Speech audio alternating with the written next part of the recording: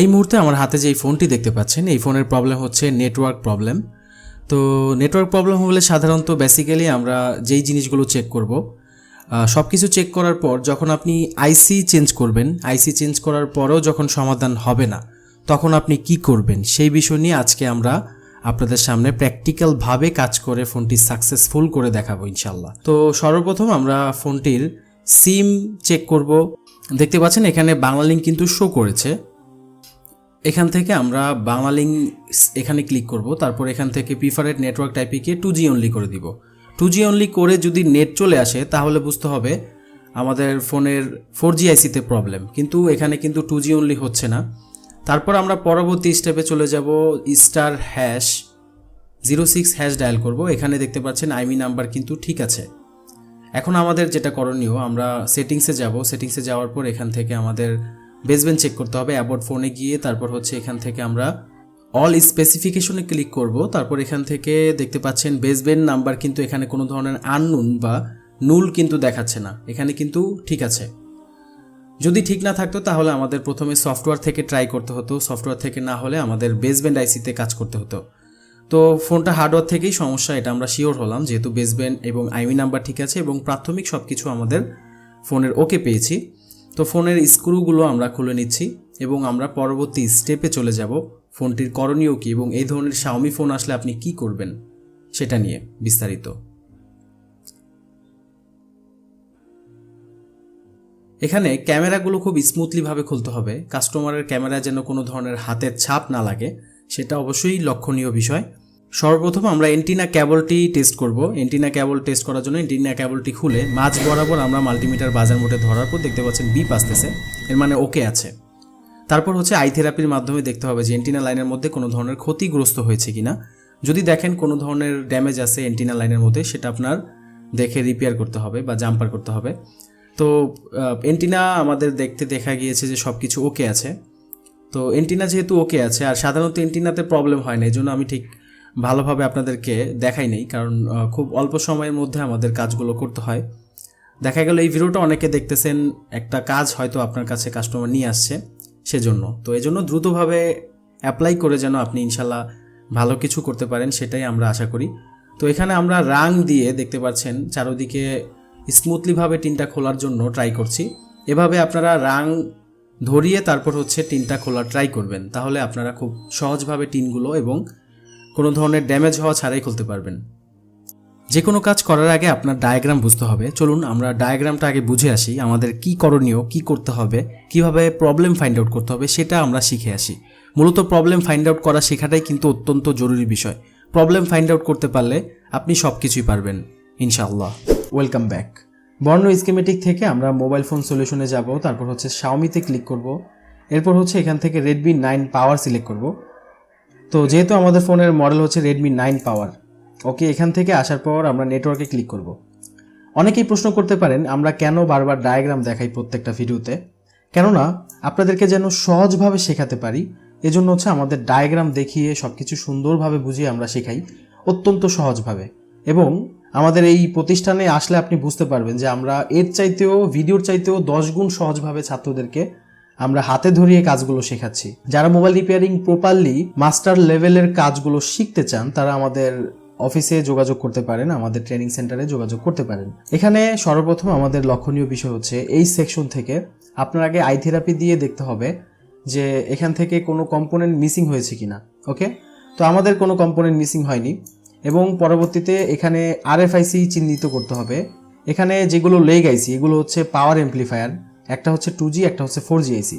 যেটার সাথে এন্টিনা সম্পৃক্ত এটা হচ্ছে 2G আইসি, এবং যেটার সাথে এন্টিনা সম্পৃক্ততা নেই সাধারণত এটা 4G আইসি হয়ে থাকে। এবং এখানে আরেকটা ছোট আইসি দেখতে পাচ্ছেন, এটা হচ্ছে সাব PA, মানে সাব পাওয়ার অ্যাম্প্লিফায়ার। সাব পাওয়ার অ্যাম্প্লিফায়ার হচ্ছে এই অ্যাম্প্লিফায়ারগুলোর হেল্পার বা RFICর হেল্পার। এটা হচ্ছে এগুলো পাওয়ার অ্যাম্প্লিফাই করে এবং এটাও পাওয়ার অ্যাম্প্লিফাই করে, সব কিছু মিলিয়ে ঝিলে তারা মিল মতো কাজ করে। এটা হচ্ছে 4G অ্যাম্প্লিফাই করে, এটা 2G অ্যাম্প্লিফায়ার করে এবং এটা 3G অ্যাম্প্লিফায়ার করে, এবং এটা হচ্ছে সাব, সবগুলোর হচ্ছে হেল্পার হিসেবে কাজ করে। এবং পাশাপাশি এটা হচ্ছে আমাদের RFIC, রেডিও ফ্রিকোয়েন্সি আইসি, অনেকে ট্রান্স রিসিভার বলে, অনেকে WTR বলে, অনেকে বেসব্যান্ড আইসি বলে থাকে। তো এক একটার এক এক নাম হতে পারে, কিন্তু জিনিস কিন্তু একটাই, মেইন নাম হচ্ছে এটা ট্রান্সরিসিভার। তো এখান থেকে আমরা এই যে ট্রান্সরিসিভারের যে ভোল্টেজগুলো এগুলো আগে চেক করতে হবে। আপনি টিন খুলেই হুট করে আরএফআইসি চেঞ্জ করে দিবেন বা ট্রান্সরিসিভার যদি চেঞ্জ করে দেন তাহলে কিন্তু ফোনটা ওকে হবে না। অনেক ফোন দেখা গেল আপনি 100 বার আইসি চেঞ্জ করলেও কাজ হবে না। এখানে আপনার প্রথমে এই ভোল্টেজগুলো মাপতে হবে। এখানে এই ক্যাপাসিটারের মধ্যে 1.8 ভোল্টেজ আছে কিনা সেটা চেক করবেন কিভাবে আমি সেটাও বলে দিচ্ছি। ফোনটা আপনি সিম লাগানো অবস্থায় অন করবেন এবং অন করার পর এই জায়গার মধ্যে আপনি ভোল্টেজ মাপবেন।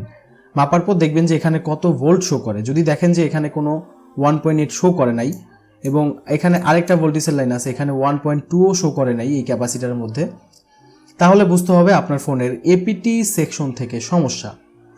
ওকে, আর যদি ভোল্টেজ শো করে, একটু খেয়াল করে শুনেন মনোযোগ দিয়ে, যদি এখানে ভোল্টেজ শো করে তাহলে আরএফআইসিটা সরাসরি চেঞ্জ করে দিবেন, তাহলে ইনশাল্লাহ সমাধান হয়ে যাবে।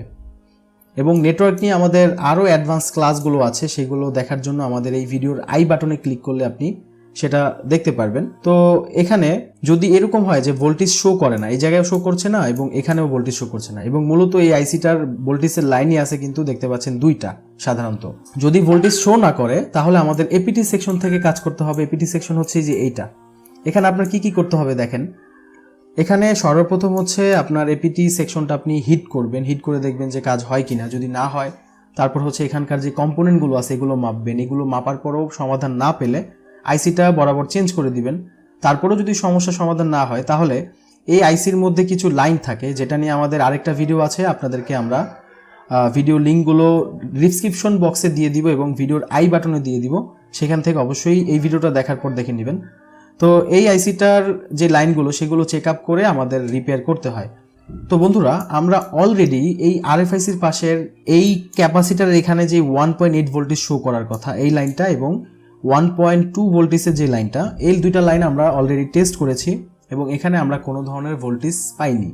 যেহেতু ভোল্টেজ পাইনি তাহলে আমাদের কি করতে হবে সেটা আমি ইতিমধ্যেই বলেছিলাম যে এপিটি সেকশন আমাদের কাজ করতে হবে। তো চলুন এপিটি সেকশন সরাসরি কাজ করা যাক।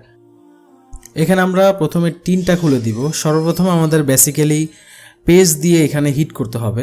হিট করার পর যদি না হয় তখন আমরা এখানকার কম্পোনেন্টগুলো টেস্ট করব, ক্যাপাসিটার, রেজিস্টর, তারপর হচ্ছে বাক কয়েল, এগুলো টেস্ট করে দেখব যে ভালো আছে কিনা বা খারাপ হয়েছে কিনা, এবং তার পরবর্তী স্টেপ হচ্ছে আইসিটি চেঞ্জ করতে হয়। তো আমরা এখন হিট করার পর এখানে ভোল্টেজ টেস্ট করতেছি, দেখতে পাচ্ছেন 1.0 একটা ভোল্টেজ শো করেছে এবং আরেকটা ভোল্টেজ টেস্ট করতেছি, এখানে 1.8 ভোল্টেজ শো করেছে। এর মানে হচ্ছে আমাদের লাইনগুলো এখন ঠিক হয়ে গেছে। এখন হচ্ছে আমরা ফোনটা ফিটিংস করে চেক করে দেখব যে আমাদের প্রবলেম সলিউশন হয়েছে কিনা। তো এখানে আমরা সিমটা ইনসার্ট করছি। ওকে, ফোনটি আমাদের অন হয়ে গেছে। এখন দেখতে পাচ্ছেন যে এখানে নেটওয়ার্ক কিন্তু শো করেছে, দুইটা সিম লাগানো আছে, দুইটা সিমেই কিন্তু নেটওয়ার্ক শো করেছে এবং বাংলালিংকের মেসেজও আসছে। আমরা একটু কল দিয়ে টেস্ট করে দেখি। ওকে বন্ধুরা, দেখতে পাচ্ছেন এখানে কিন্তু আমাদের কলটা রিসিভ হয়েছে এবং নেটওয়ার্ক প্রবলেম কিন্তু সলিউশন হয়ে গেছে আলহামদুলিল্লাহ। তো এইভাবে আপনারা খুব সহজভাবে কিন্তু কাজগুলো সমাধান করতে পারবেন। আমাদের চ্যানেলের পাশেই থাকুন। আসসালামু আলাইকুম।